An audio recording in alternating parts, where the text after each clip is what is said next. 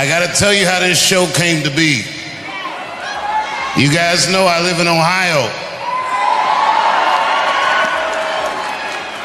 In January, when this nigga Trump and Elon made this Doge thing and cut all those government jobs, the housing market in my hometown plunged 20% in the first quarter. And I don't mean to talk like a white.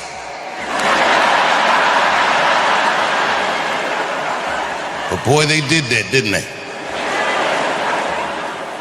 And then when this nigga deployed the National Guard in my hometown and took the police department from the mayor, oh, DC niggas, we don't like that. But then my governor in Ohio sent our National Guard to police my hometown. And I called these niggas and said, I'm pulling up.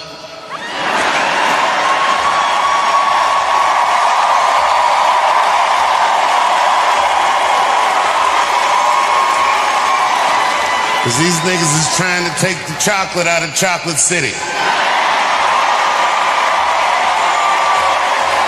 I said, I gotta go home while it's still a city I remember. And then I went on Instagram and saw all the protests in DC, and there was a bunch of white people like, not on our streets. I said, oh no, it's too late. These whites are entrenched. Not on our goddamn streets, you don't.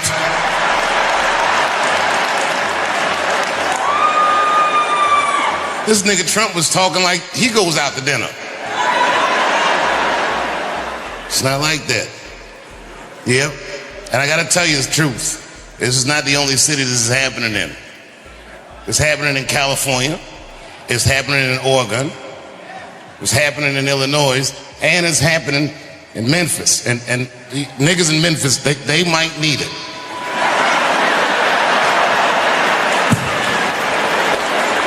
You gotta be reasonable. I don't know if you've been to Memphis recently, but them niggas already stole 2 tanks from the National Guard, so you already know.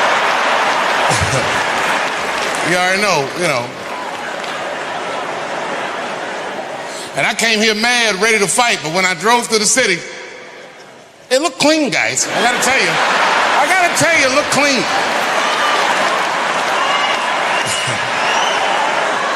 A lot better than the last time I was here. Today I only saw one guy take a shit on the street. But you know what? He had a bag. That nigga picked it up.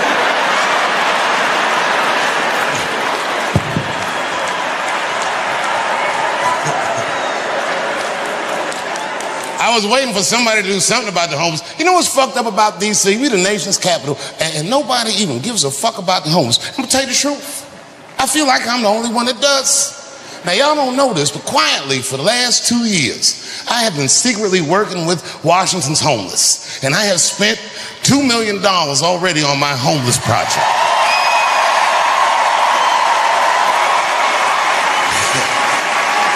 No, don't clap for me. I didn't get them food or anything like that. I just taught these niggas to Thriller dance. And you got a big treat coming up on Halloween, you'll see.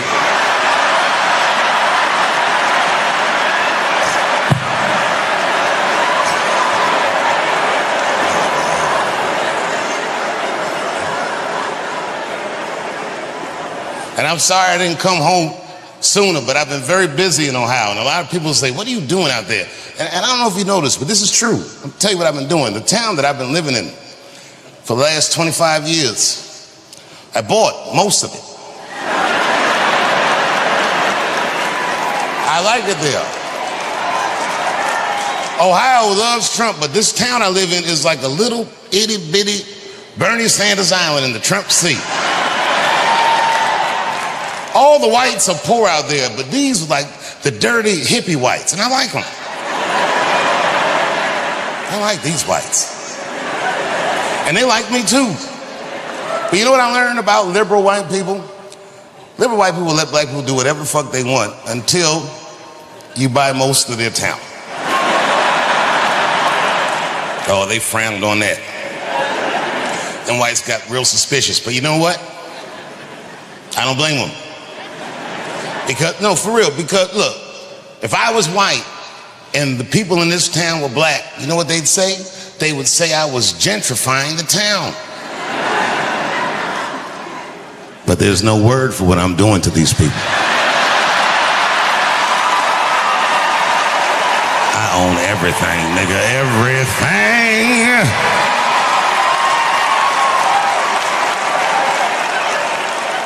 I used to be mad at white people when I was young because I thought they were unfair. But now that I have all this property, I understand them. It's fun. Feels good to walk up to white people like, are you supposed to be here? Calling the police. It's fun.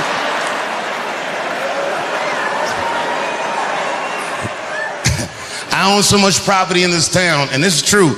These white people think I'm responsible for their well-being. That's ridiculous, nigga. I'm not no public servant. I'm a capitalist. I be walking down the street minding my own business, and they come up to me with their concerns. Dave, congratulations on buying the whole goddamn town.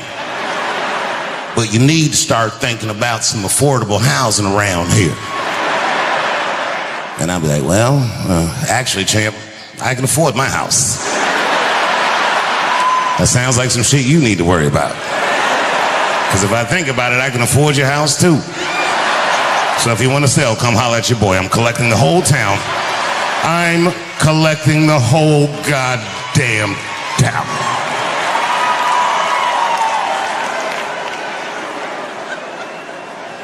You know, I don't know where these poor whites got the money. But not long ago, these motherfuckers built a brand new fire station out of the blue. Where the fuck they get this money from? I was like, what the fuck is this? And then, you know what they did? This is some real racist shit. They tried to sell the old fire station at an auction when they knew I was going to be out of town.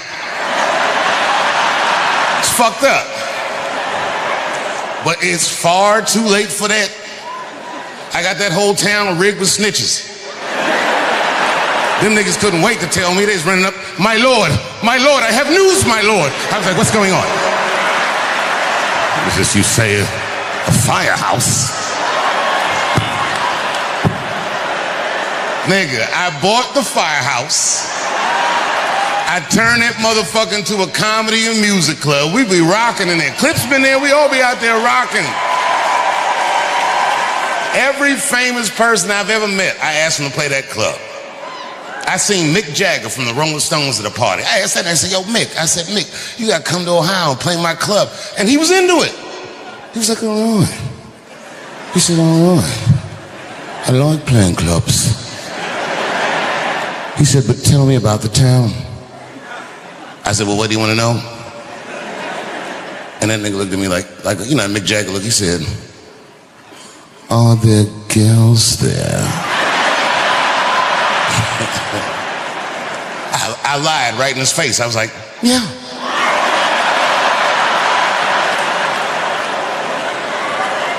He knew something was wrong. He's like, no. Come on, Dave, you know, like the kind of girls that I like. I said, Mick, I don't know what kind of girls you like. And he said, you know, you've heard my music.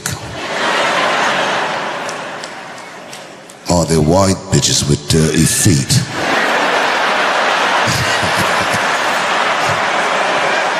I said, Mick, you are going to love this place. Mick, these bitches will put a ring around a public pool. Dirty hippie pussy, that's what I'm dealing with. I hate guns, personally. I can't stand them. Yeah, but I have several. I don't want them, but I feel like I need them. Don't forget where I live. I live in Ohio. And anyone that knows anything about Ohio knows that even the word Ohio is an old Native American word. It means, literally, land of poor white people.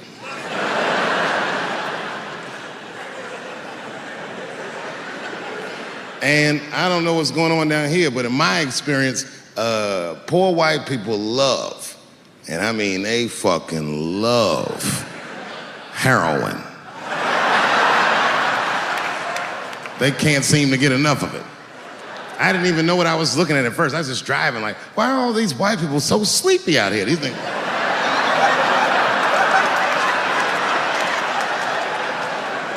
It's really bad. As a matter of fact, I was coming out of a nightclub the other night in Dayton, and I'd parked my car in the alley, and no one was out there. I didn't have no bodyguards or nothing. I was home. I figured everything was fine. And as soon as I opened my car door, all by myself, suddenly one of these heroin-addicted whites just pops out of a trash can. It scared the shit out of me. I screamed, "Ah!"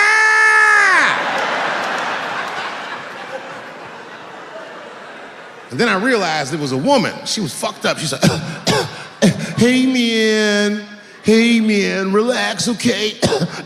I'm sick, all right? I need some drugs, man. Please, I'll suck your dick for $5, man. I was like, ugh. 2.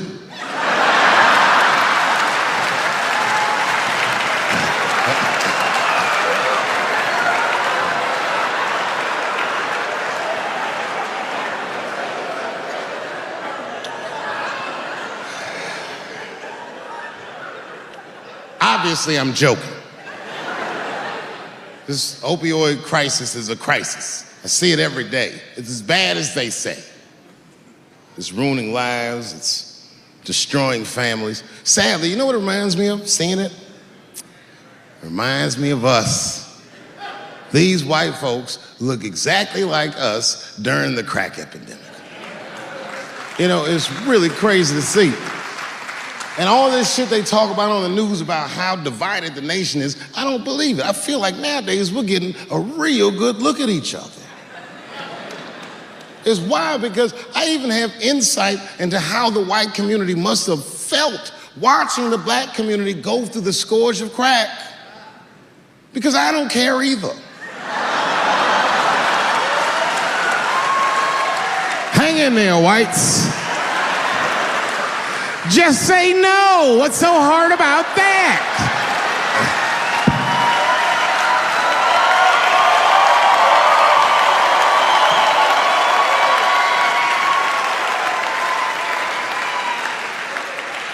Remember when y'all said that to us? But it's okay. There's no grudges. Now you finally got it right. Once it started happening to your kids, you realize it's a health crisis. These people are sick. They are not criminals. They are sick.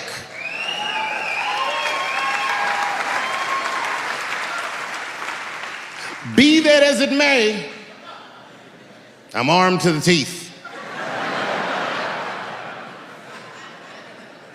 First gun I bought was a 12-gauge shotgun.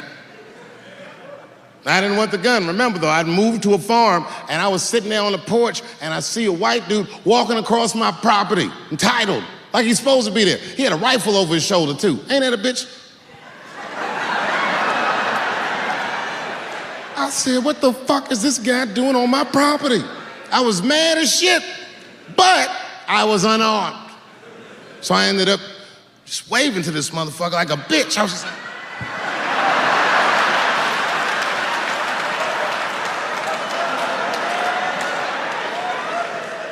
and as soon as he got far enough away, I ran to my car and sped to Kmart. This is in a rural white area. And remember, I was nervous because the guy was on my property, I'm black, and I was sweaty.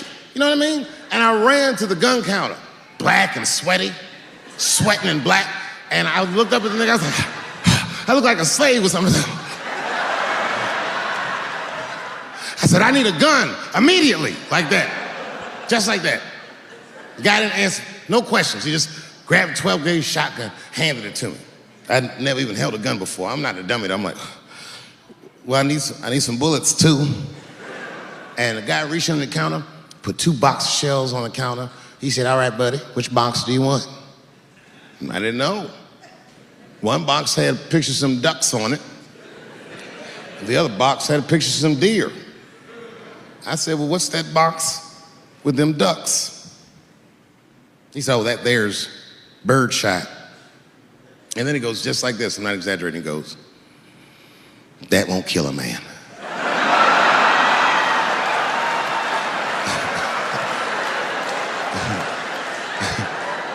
He said, it'll just pepper him up nicely. I said, what the fuck? Pepper? You know what it means to pepper a motherfucker up? It means that when the shell explodes, hot BBs will shoot out of the barrel of the gun, not killing a motherfucker, but penetrating their skin and shallow flesh. Boy, that's gotta hurt. Hot BBs? Remember when Dick Cheney shot a motherfucker in the face and he lived? That was birdshot. I said, well, what's that box with the deer on it? He goes, oh, that there's buckshot. That'll put a hole in the goddamn truck if you wanted to. So which box do you want? And he picked the one with the deer up and shook it.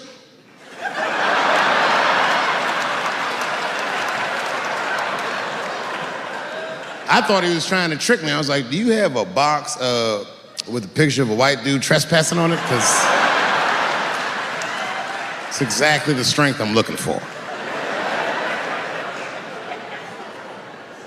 But I didn't know that if you're defending your home with a shotgun, the formula dictates that you're supposed to buy both boxes. This was not a formula that I was familiar with.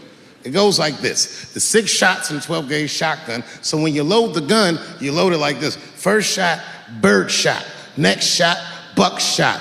Bird shot, and then after that, gun's Jamaican. Buckshot, buckshot, buckshot.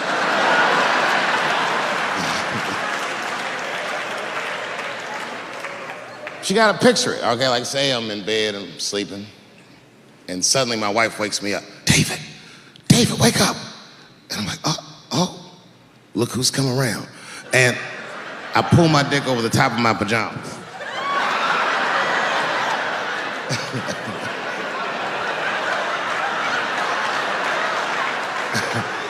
And she says, no, I hear something. I go, oh, this bitch. So I get up out of bed, grab the gun. I say, wait here, baby, I'll go check it out. Just lock the door behind me. Oh my God, she's right there in the kitchen is a heroin-addicted white, and he's digging through the change jar by the door. I worked really hard for that change. I gotta do something. So first, I wrap the shotgun. Hey, motherfucker, click, clack. That's a test. That click-clack sound will stop a rational human being in their tracks. But sure enough, this person is not rational. They're sick on drugs. They're digging in the change. I gotta act fast. This nigga's almost got $1.50. I warned you, birdshot. And there it goes. Hot BBs will permeate his yellow heroin skin. Remember, I'm not killing him. I'm just peppering him up nice. He lets out a heroin scream.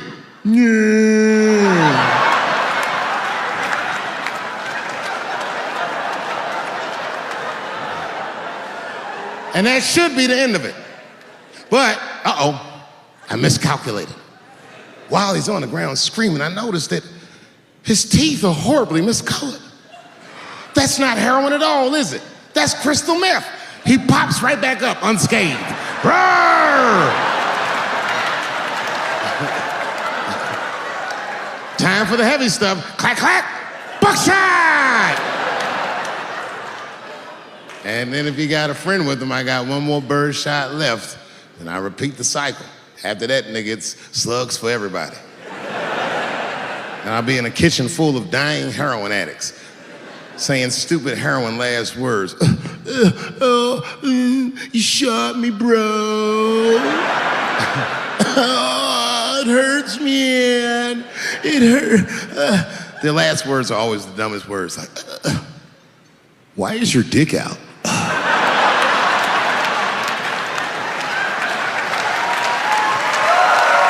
I'll be real with you, and I know nobody gives a fuck what I think anyway. I'm not for abortion. Oh, shut up, nigga.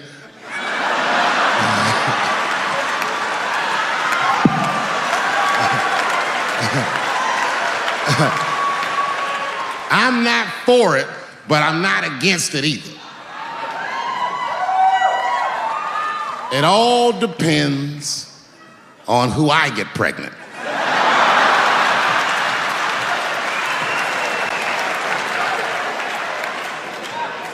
I don't care, I'll tell you right now, I don't care what your religious beliefs are or anything. If you have a dick, you need to shut the fuck up on this one. Seriously.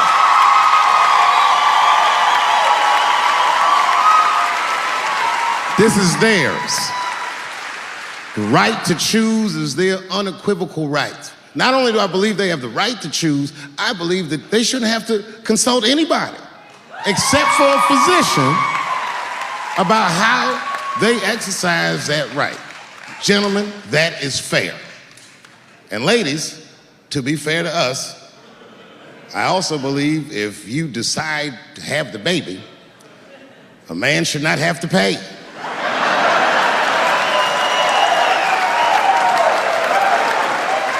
That's fair. If you can kill this motherfucker, I can at least abandon him. It's my money, my choice.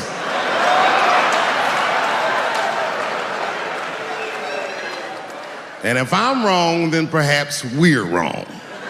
Just figure that shit out for yourselves.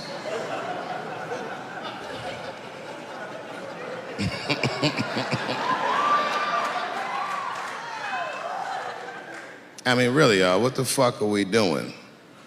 I can't live in this new world you're proposing. And meanwhile, while we're worrying about all this other shit, look at what's happening. They just killed another 12 people in a mass shooting in Virginia Beach. This shit's happening every week. It happens so much, I don't care anymore. I came home early from the road. I had a $12,000 suit on, because life's been going good.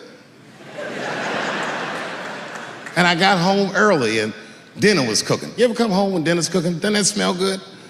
And my son saw me, and he was like, Dad's home. And he got up from the table and ran over to give me a hug, but he had chicken grease all over his face. So I stepped on him like, yo, my man. Wash these threads, son. This is an expensive suit. I don't want you to get the chicken grease all over me. And he was like, what the chicken grease? Dad, this is duck.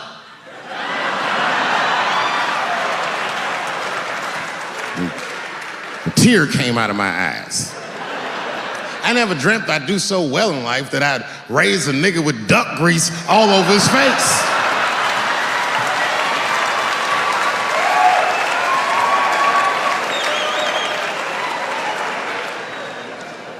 And we sat down, we just talked about everything. I was telling my wife about how my shows were going, and I told her my trans jokes, and she was like, oh, I hate that joke. And you know why she hates the joke? Because she's Asian. But you know what I mean? I don't make that face at the house unless we're really fighting.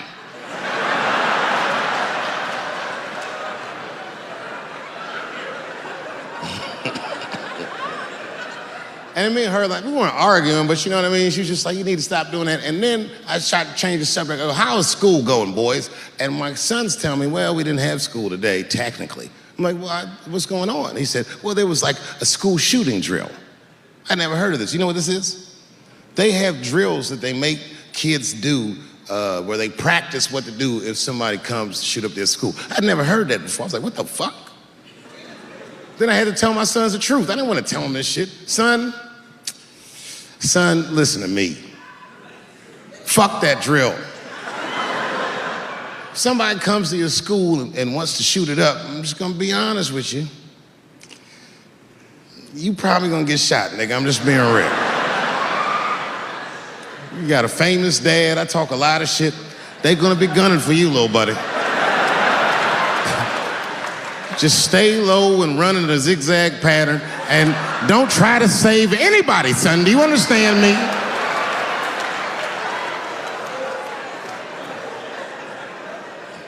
Why would you have kids rehearse for some shit they have no control over? All you're doing is training these kids to worry. It's the stupidest drill I've ever heard of. And while you're in there training them during these drills, well, aren't you training the shooter too? This nigga's in here listening and learning like the other kids. Sitting in the back. Where are we supposed to meet?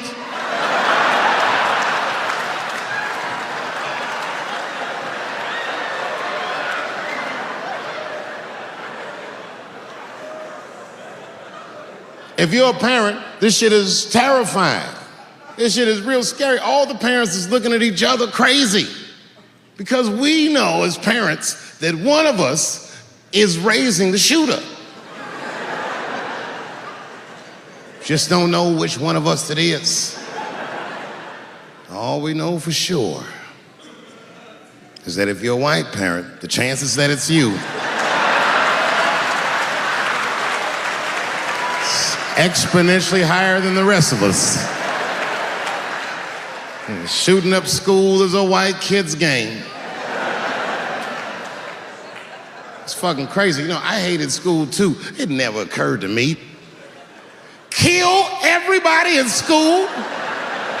It's fucking crazy. Just do what I did, nigga. Try some things. Have you skipped school, nigga? Skip school. Take a walk and meet some other kids. Fuck school, nigga. Try drugs. Have you tried drugs out, nigga? That might...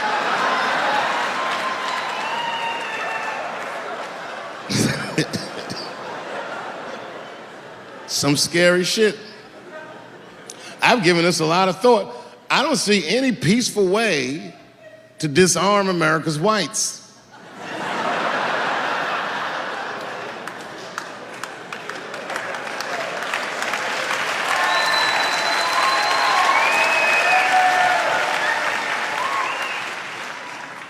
There's only one thing that's going to save this country from itself. Same thing that always saves this country from itself. And that is African Americans. Right. And I know the question that a lot of y'all have in your minds is, should we do it? Yeah, fuck yeah, we should do it. Listen, no matter what they say or how they make you feel, remember, this is your country too. It is incumbent upon us to save our country. And you know what we have to do. This is a fucking election year. We gotta be serious. Every able-bodied African American must register for a legal firearm.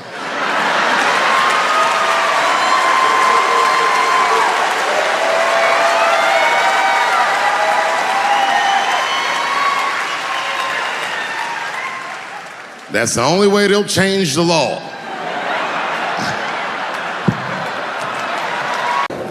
Sometimes I think that the media is hard on Trump, because I'll see shit that they get on him about that doesn't seem bad to me. I mean, the nigga got on Trump about not staying in the White House enough. Who gives a fuck? This motherfucker was rich. Used to shit in a gold toilet. It's true. I don't know if you've ever been to the White House. It looks like a very nice place to work, but I wouldn't want to live in that Scooby-Doo ass house either. That shit's terrifying looking. Imagine you trying to jerk off in the crib and Abraham Lincoln's just looking at you like...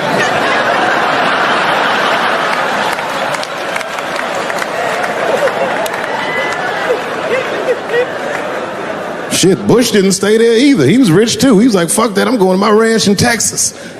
Obama was the first motherfucker to move into the White House like, this is a nice place. Look at this rug.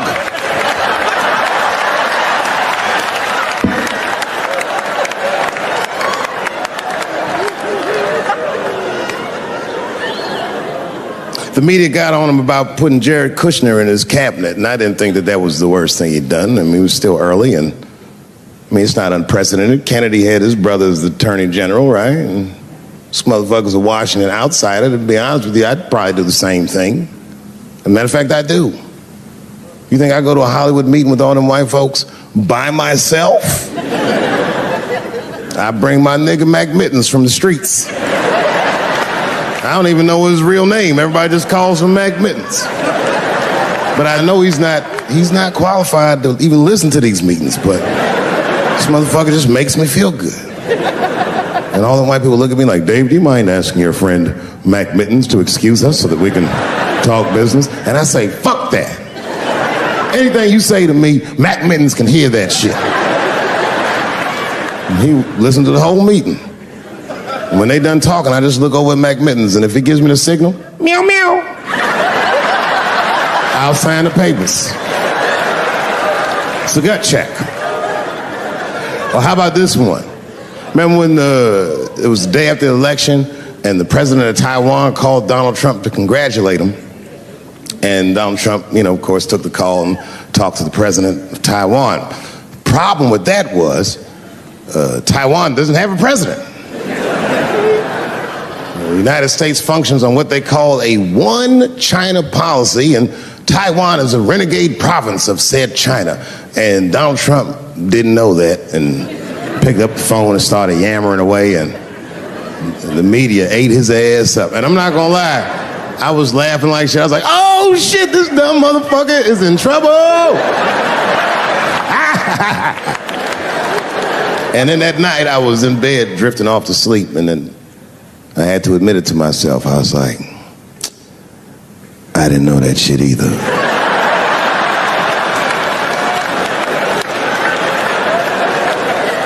And then I realized the media got the story wrong. The story wasn't that Donald Trump took the call. The biggest story is that nobody told Donald Trump not to take the call. That's terrifying. God damn, nigga, you don't have a Mac Mittens on your team? It wasn't like they were calling the White House. They were calling the switchboard at Trump Towers, and they were getting through. Anybody. Mr. President, there's a Ricky Ticky Tabby on the phone for you? Yes, put him through. Hello, Ricky Ticky. Good to talk to you. Mr. President, there's a John Jacob Jingleheimer Smith on the phone. Oh, his name is my name, too. Put him through. Hello, John Jacob. Let's talk business. How many people in this room are not originally from the United States? By round of applause. Where are you from, bro? You right there. Iraq. You're from Iraq? Ew. I was fucking around. How long have you been here in the country? 23 years. 23 years? Are you a citizen yet? You are? Congratulations, nigga. Congratulations. Well, welcome to this great land. I'm going to give you a history lesson, because I'm sure this wasn't on your entry exam. But every naturalized American has heard something about what I'm about to tell you. Picture it's the early 50s in the United States. This 14-year-old boy goes down from Chicago to Mississippi to meet his extended family for the first time. He'd never been to Mississippi. And before he went, his mother said to him, very pointedly, she said, if a white man looks you in your eyes in Mississippi, look away. And I don't know what you know about black people from Chicago, but they're not a scared people. Legend has it, he was in front of a convenience store, hanging out with his cousins, having a good time, and a white woman walked out of the store, and he thought she was pretty, and he said, bye, baby. Not realizing that he had just made a fatal mistake. 4 days later, a group of adult white men burst into this family's home and snatched a 14-year-old boy out of bed in front of his family that was powerless to stop them, and he was never seen alive again. His name was Emmett Till. They found his body maybe a few days later.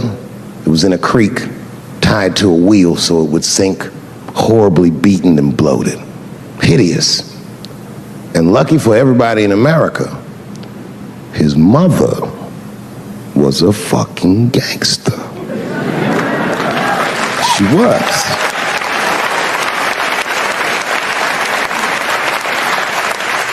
If you can imagine, in the very midst of a mother's worst nightmare, this woman had the foresight to think about everybody. She said, leave my son's casket open. She said, the world needs to see what they did to my baby. And every publication here in the United States, from Jet Magazine all the way to the New York Times, had this boy's horribly bloated body on its cover.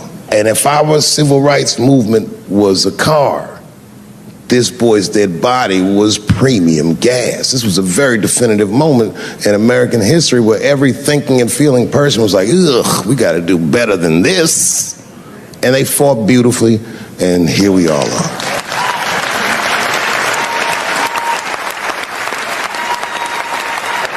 And the reason that I bring that up tonight and why it's relevant now is because less than a year ago, the woman that he allegedly whistled at admitted on her deathbed that she lied in her court testimony.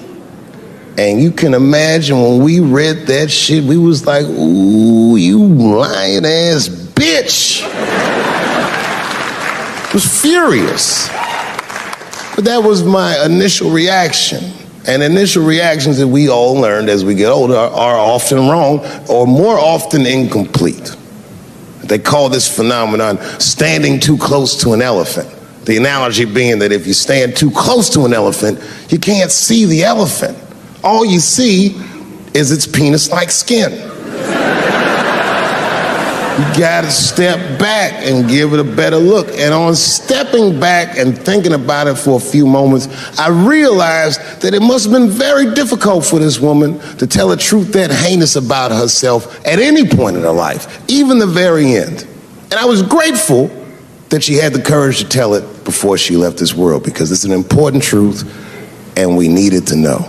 And I said to myself, well, thank you for telling the truth. You lying ass bitch.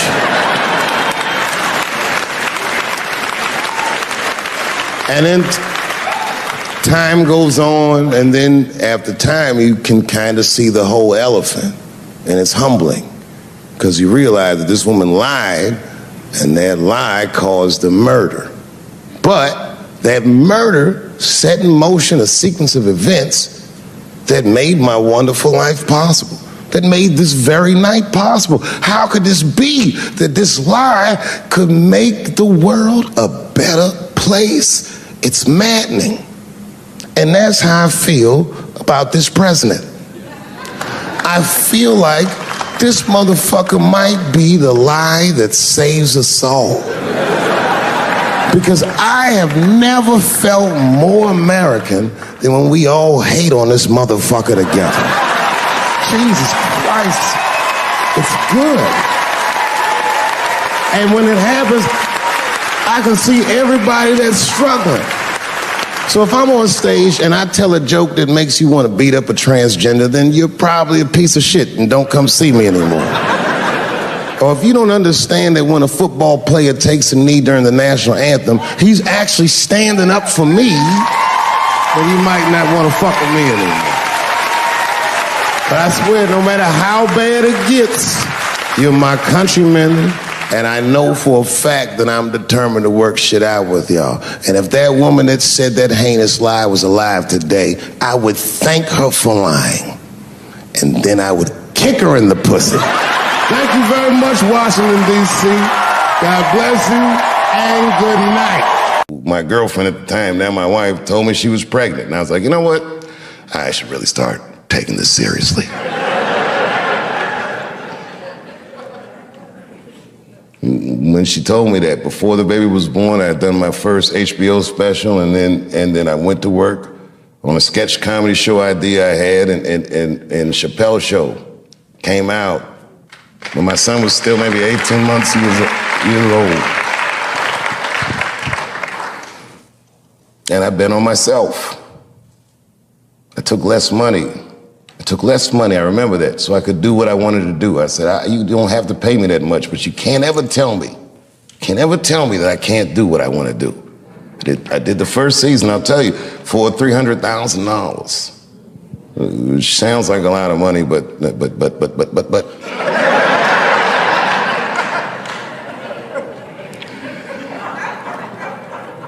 It was a rare experience in my life because it was the first time that I did something that was so successful that I knew I had exceeded their expectations. I was more successful than I felt like I was supposed to be. They didn't plan on that. The second season came out and was a juggernaut, and then I remember this was the single best day of my career. The Rick James episode of Chappelle Show had come out.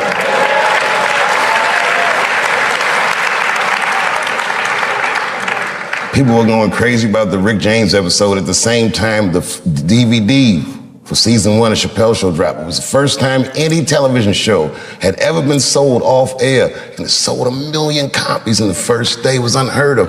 To this day, nothing has sold more than Chappelle Show. It's still on the top 10 in Netflix. All those great things happened, and my contract was up. Clearly, I was about to be rich.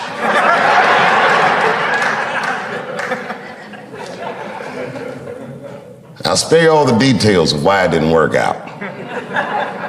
But it didn't work out. And I ended up doing something that no one had ever seen before, including myself. Maybe Prince is the only other guy that I've seen do this, where he just quit something that was popular when you're at the very top of it. Lucky for me, when I quit, I went to Africa, so there was a media storm that I didn't hear. By the time I got back, everyone was just looking at me crazy. That was a very difficult decision to make. The entire world told me I was crazy, but I was sure I was being true to myself and to something that I learned at Ellington.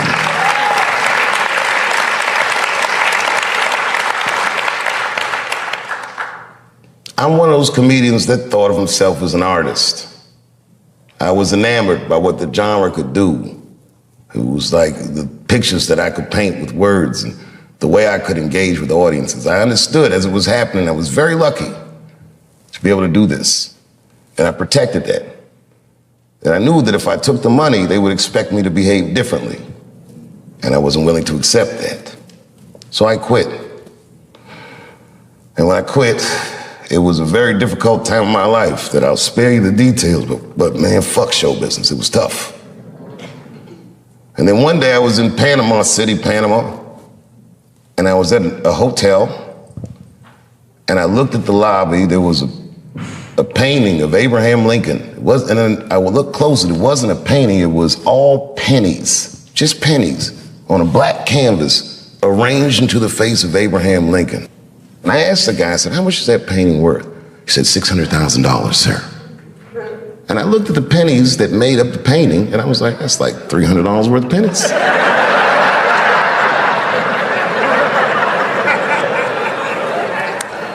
A light bulb went in my head. I realized the value of art. Some of the biggest wars and crimes and scandals in history were financed through the theft of art. Art is a powerful commodity. And artists, if you're good at it, should never behave as a commodity. That's a tough one.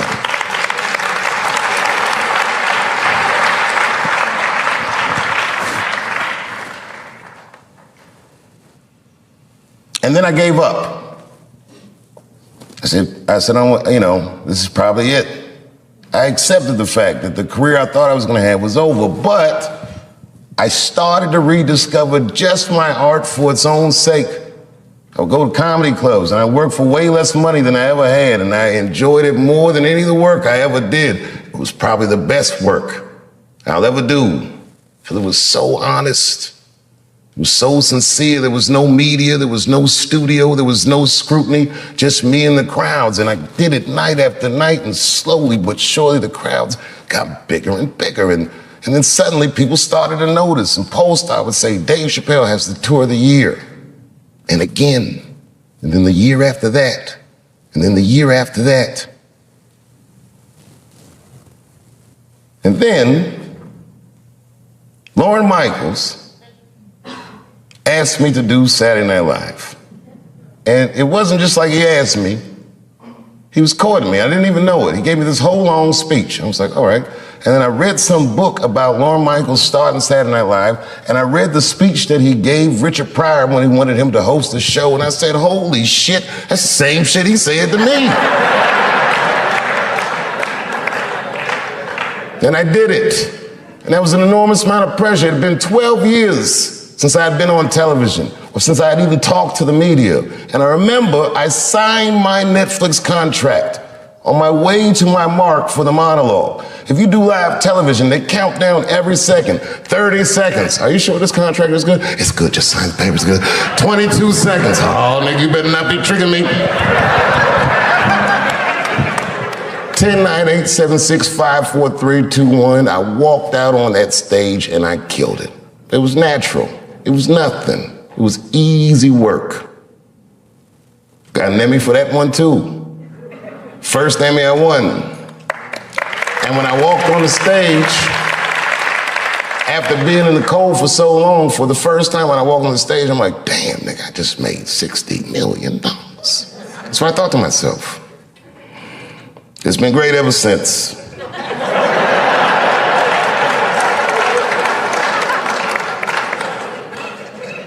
Really, I could do these specials like Steph Curry. I'll be shooting from inside, outside, all night. It's been great ever since. A lot of my friends are athletes, and I never could understand what it would feel like to only have a limited amount of time to be great. You got 20 years to be the best, or 30 years to be the best. But when you do art, you could be great whenever the will decides that you're great.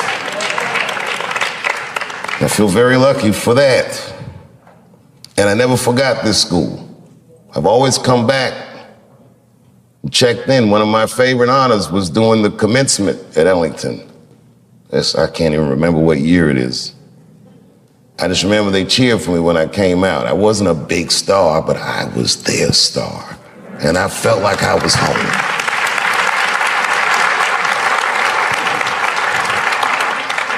You know, all last year, I was touring with arguably one of the greatest, if not the greatest, living comedian, Chris Rock.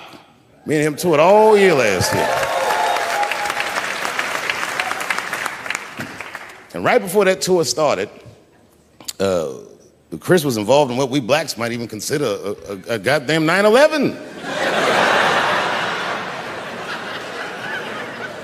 Chris got slapped in the face at the Oscars by Will Smith, which was one of the craziest things I'd ever seen. In fact, if you watch it live on television like I did, when it happened, I thought it was fake.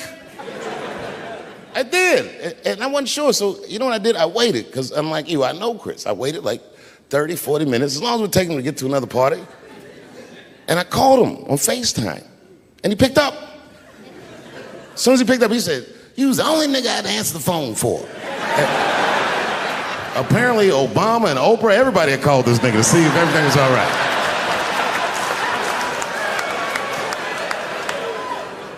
And I thought it was fake. I didn't know. So I asked him, I go, well, you know. He said, what? I said, well, did it hurt? And he said, yes, nigga, it hurt. And then I knew that it was real. And then, and only then, was I offended. And I wasn't just offended that he got slapped. That was only half of it. The real offensive part was that after he slapped him, this nigga Will just sat down and enjoyed the rest of his evening. It was crazy. It was just...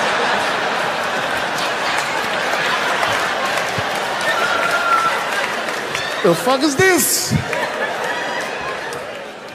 And then all year, we was touring, and I couldn't wait to see what he was going to say in his special about this slap.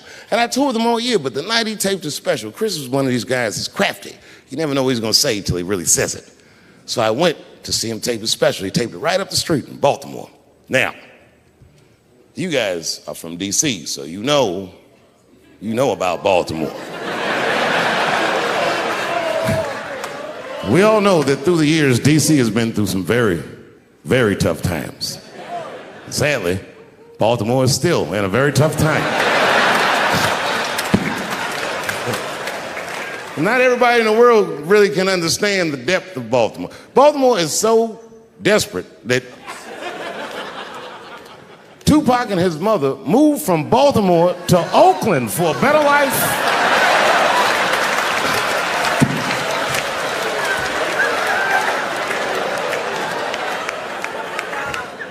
And Chris Rock went so hard in the paint, and I can't believe he did this, he shocked a Baltimore crowd. I didn't even know that was possible. I started doing comedy around here. Shocked them. And you know what he said that got him? He looked at the crowd, he walked out. I didn't expect him to say this. He looked at the crowd, it was all black, Baltimore black.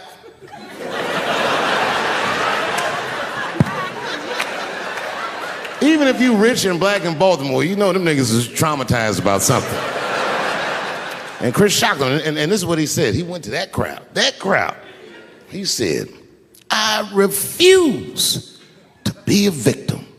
And the crowd said, oh. And I was backstage looking like, nigga, watch the tape.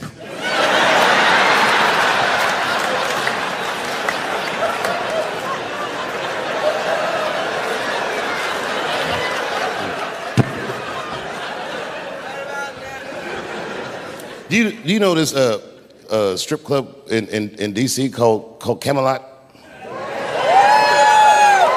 Is that still open? Yes. Well, I know what I'm doing after the show. I gotta tell you. The other day, my wife called me creepy. You know, I frequent strip clubs. I don't want, it's something I like to do.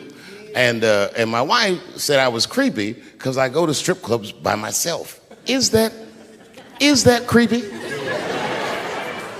I think that's better than going with the fellas. That's creepy to me. Hey, y'all, let's all go to the strip club and get our dicks hard together as a group of friends. Drive home in a quiet car and not talk about any of the things we've seen or done.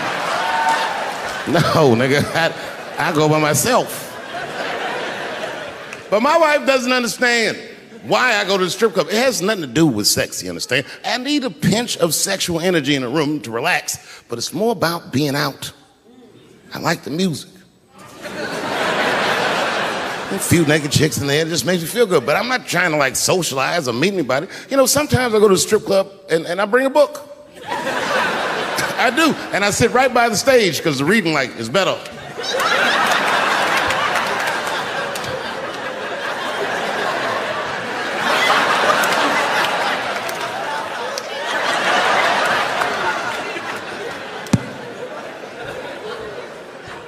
One time I went to a strip club, and this is weird. I don't know why. The stripper, for some reason, told me her real name. I know, so I left. She didn't understand. She was like, where are you going? I was like, good night, Deborah.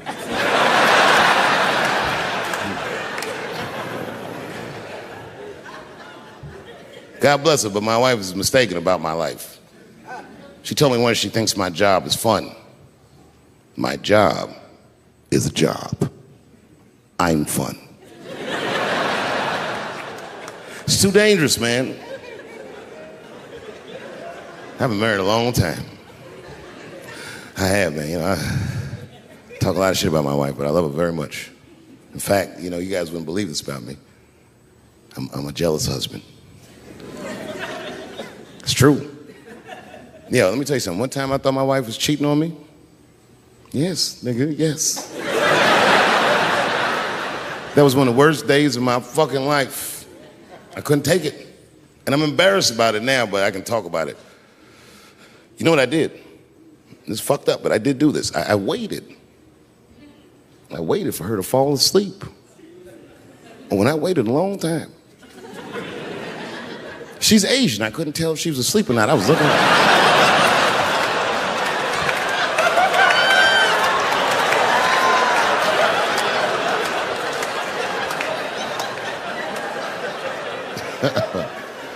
And when I was sure she was asleep, you know what I did?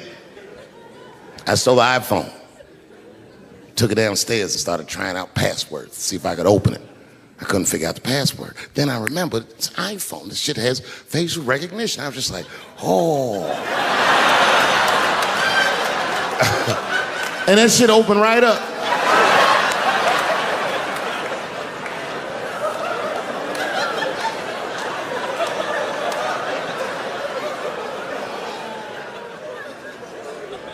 And I saw a text message in there from a fella named Earl. I don't know anybody named Earl. I woke her up out of her sleep. I said, wake the fuck up. Who the fuck is Earl? And she said, David, what are you talking about? Oh, don't you play dumb with me, bitch. I done open your phone. Who is Earl? And she said, oh my God, David. That's gay Earl from the hair salon. I said, word, what am I, a dummy? How am I supposed to know this nigga is gay? And she was calm. She said, read his text and look at his pictures. I started reading the text. This fella sure does spell girl with a U a lot. And I switched over and looked at his pictures, and I couldn't believe it. This fella looked gay and still pictures. His mouth was open in every shot.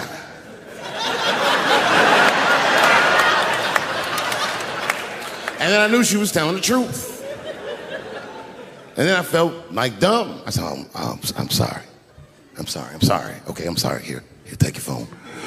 I'm sorry, just go back to sleep. I am sorry. I guess I just been insecure because all this cheating I've been doing. Good night.